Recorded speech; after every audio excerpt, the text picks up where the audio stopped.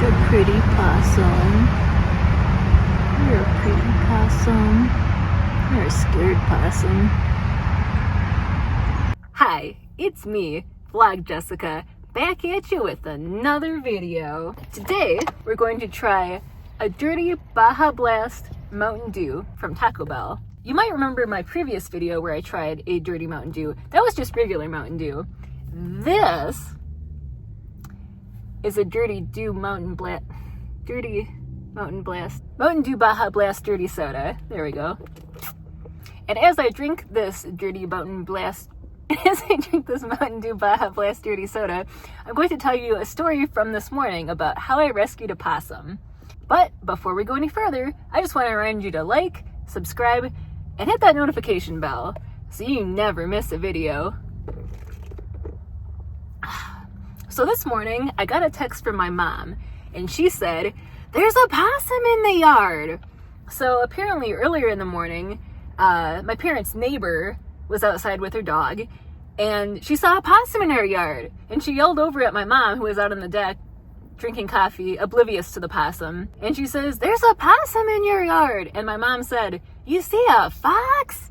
"No, a possum." And sure enough, there's this little possum. Well, actually, it was a pretty normal-sized possum. The possums are just little. And the possum was running back and forth along the sound barrier along the interstate. Very confused because... So my parents have this chain link fence around their yard. And possums generally can climb a chain link fence. However, about 10 years ago when the cats were younger, we had this issue where the cats would jump out of the yard and run away on little adventures, and they generally would come back, but not until the middle of the night. And it was just this huge issue. So my mom built this cat fence out of PVC pipe and like deer fencing. It's called deer fencing. It's like this plastic material. And so the way the cat fence works is it goes up like along the chain link fence, but taller, and then it bends in this way. And it's kind of wobbly on purpose so that the cats can't climb it. Anyway, apparently possums also can't climb it. So this possum was essentially stuck in the yard. I'm not even sure how it got in there in the first place. It's a mystery. I don't know if the possum was running. It might have just been walking back and forth quickly. But the possum got tired out and ended up in the corner, like between the sound barrier and the chain link fence. And my mom was a little freaked out by it. She took a ladder, like a step ladder, and put it over the cat fence, hoping that the possum would climb the ladder and escape into the neighbor's yard. And the possum just lay in the grass. And by the time I got over there, my mom had like some plywood and just a bunch of stuff like trapping the possum in this corner. And so I go out back and I pull some of the stuff away and I look, and there's this little possum looking up at me, looking very scared. Poor possum. And from what I could tell, the possum was still covered with grass, but from what I could tell, the possum seemed to be in good health, just very scared and very drooly. It was doing the sort of growl where it's not making any noise or making any move to bite, but just kind of going. Poor possum. So then, I have this great idea for my mom to get a box and a banana, because possums feel like bananas. So I'm trying to get this possum to get into the box with the banana, but I guess the possum's not hungry because the possum is terrified. And I had some gloves, so I was like, I should pick up this possum and put the possum in the box. And my mom was horrified. She's like, you're gonna get bit. And so then she went inside to get maybe a blanket to cover the box once we got the possum in there. And I just picked up this possum, who just kind of went limp in my arms, pick up this possum, gently set her in the box.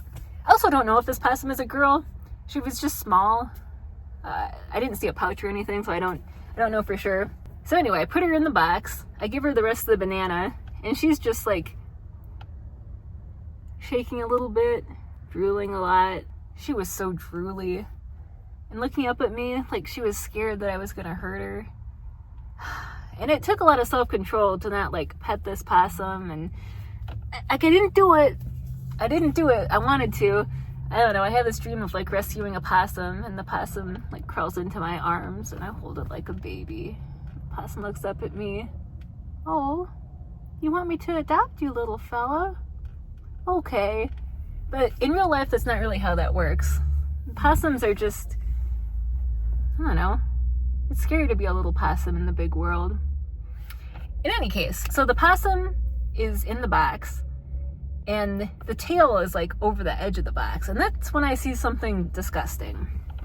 Now, I took a picture, but I'm not going to show it here because it's a little graphic, so maybe I'll just draw a picture. Essentially, this possum's tail, the end of it was messed up. The bone was sticking out.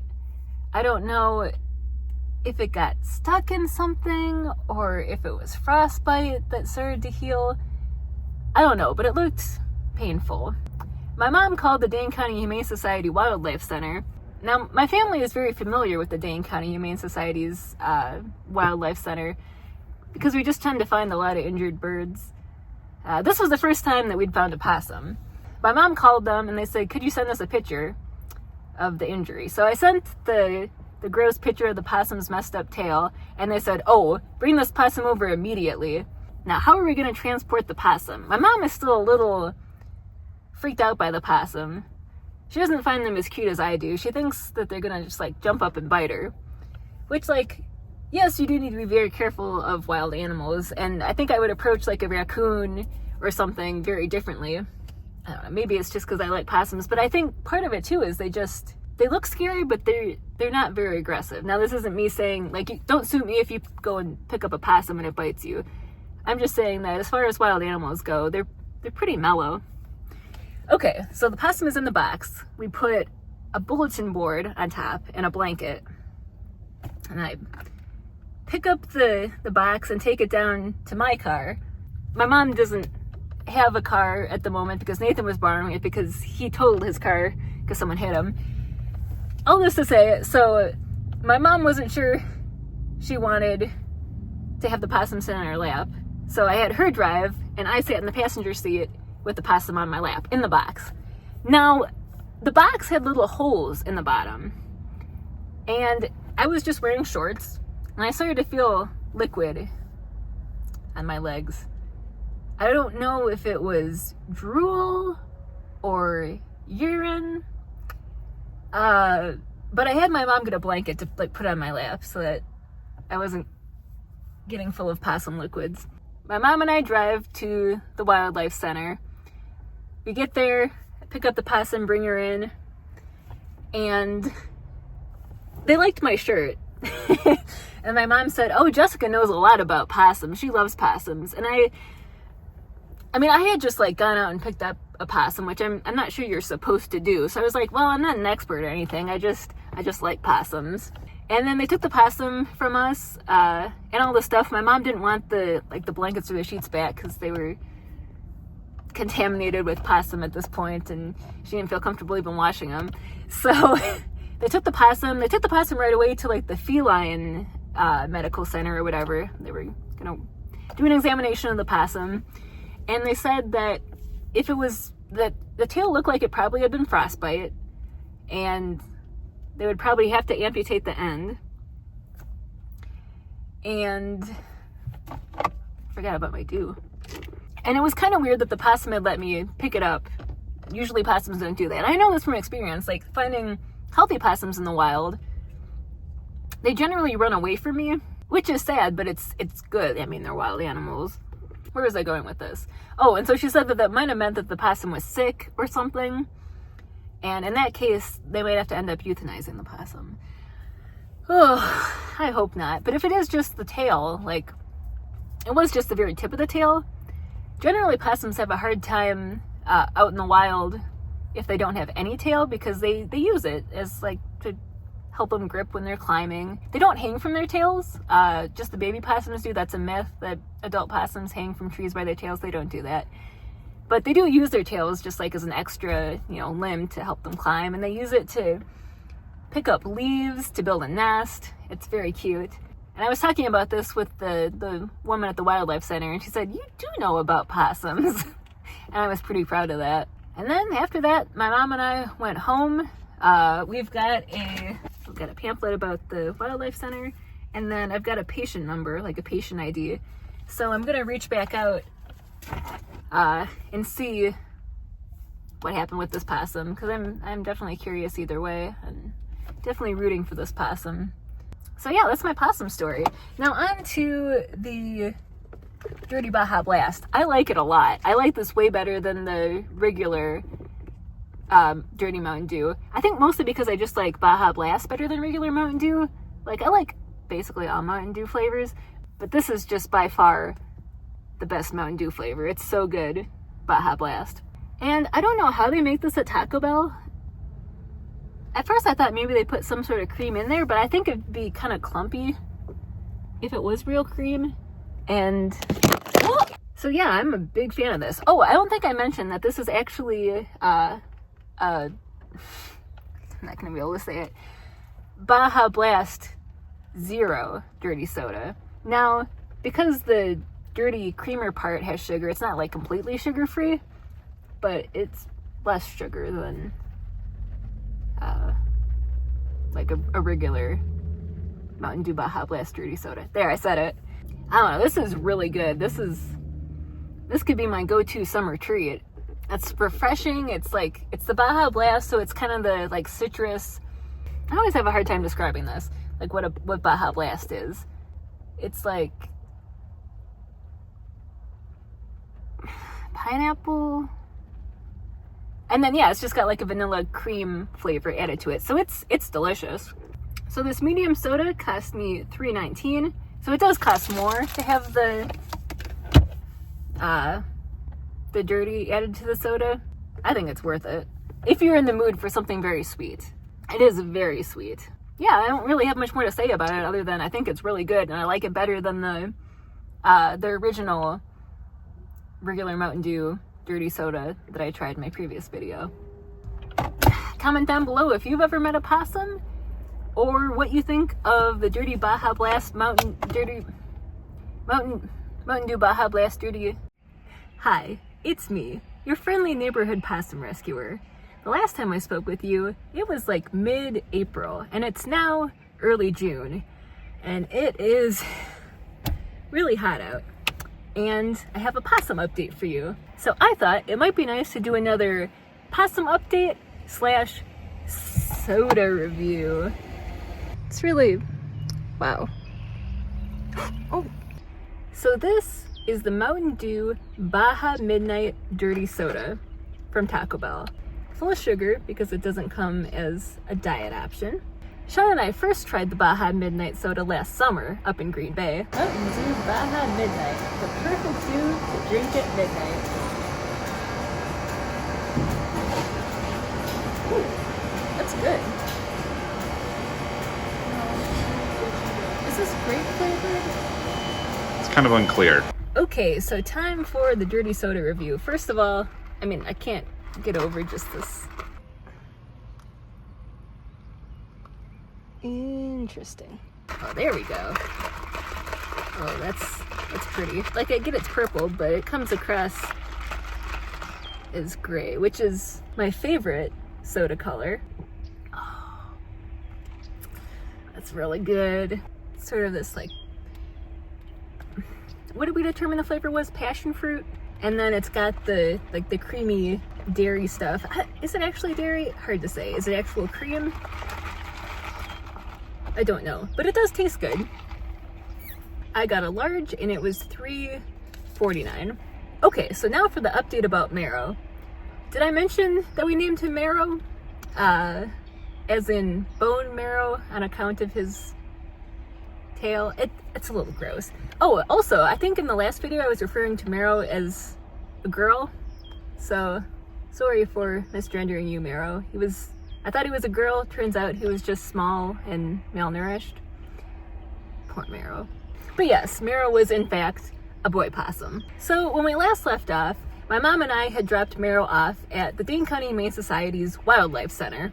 The Wildlife Center was really good about keeping me updated. I kept emailing them and they would give me updates about the status of Marrow's health. And obviously we could see that his tail was in rough shape, likely due to frostbite. But there was other stuff going on that wasn't maybe as obvious. So yeah, it turns out Marrow had fleas, and he also had, get this, lead poisoning, which is actually kind of common for possums. They know lead is poison, but they see the paint chips and they just... I mean, who among us doesn't want to snack on lead paint? Okay, take 2 because my phone overheated and died. So like I was saying, Mero had lead poisoning, and lead poisoning is actually fairly common in possums. Sometimes they ingest it directly, like they're walking along and they eat a fishing sinker or some spent lead shot from a hunter. Other times they'll eat a dead animal that had lead poisoning and then they get the lead. In any case, I probably don't have to tell you that lead poisoning is bad news. But luckily, the Wildlife Center was able to treat Mero for his lead poisoning. So then, this past Monday, I'm at work and I get this email from the Wildlife Center. And they say, we're planning to release the possum tonight. Would you like to be there? So I think I mentioned, the possum was found at my parents' house on the east side of Madison. They try to release animals close to where they were found. Obviously not like back into my parents' backyard, but in the general area. So the volunteer pulls up and she takes this big plastic bin out of the back of her car. A big plastic bin with like a clip-on top and then a bunch of holes drilled into it. And then you can see a blanket and a little possum tail poking out. I almost couldn't believe it was the same possum. Like, he was. I can tell possums apart. That is one of my many talents. But he was just so much healthier. He had filled out, put some healthy weight on. Yeah, so we all gathered around, me and Sean and my parents and some other random people who said, oh, are you doing a wildlife release? And we're like, yeah, it's a possum. There's a truck coming right now.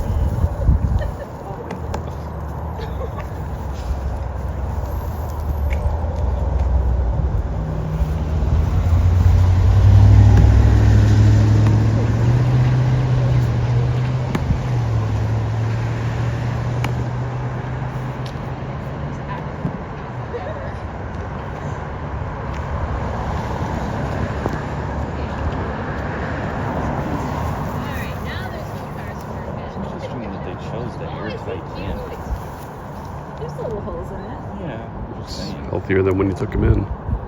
Yeah, he looks visibly healthier about this whole thing.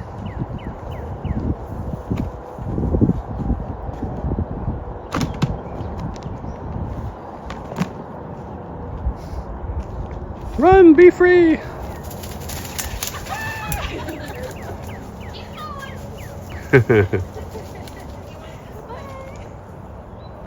Mero wasn't so sure he wanted to go back to the wild at first, but once he got dumped out of the bin, he took off like a shot. This is just a really satisfying ending. I'm really happy that Mero the possum made it and recovered from his frostbite and lead poisoning and fleas. And now he's back out in the wild. So yeah, that's the story of Mero the possum. And that's all I got for you.